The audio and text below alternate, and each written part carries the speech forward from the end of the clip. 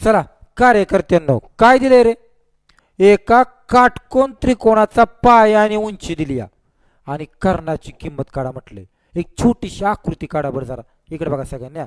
असा एक काटकोन त्रिकोण आहे, याच्यातला पाया दिलाय 5 आणि उंची दिली 12 आणि बाळांनो कर्णाची किंमत काढा.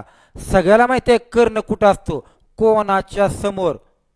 तर ऐका, ज्या ज्यावेळी कर्णाचीच किंमत काढायची असती, कर्णाची ती कशी काढायची माहिती आहे का, बाकीच्या दोन बाजूंचं वर्ग करायचं.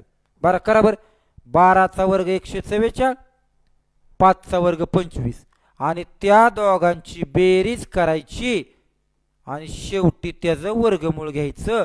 संपलं उत्तर. कर्णाची किंमत किती आली, 13 सेमी, 13 मीटर. कुठे रे, ऑप्शन नंबर 2. संपलं. कर्णाची किंमत काढताना वर्गांची बेरीज आणि त्याचं वर्गमूळ. सेम अशाच टाईपचं दुसरं उदाहरण आहे. हे उदाहरण तुम्ही सोडवायचं आणि बानो कमेंटमध्ये सगळ्यांनी मला याचं उत्तर पाठवायचं. ठीक आहे, चला ओके.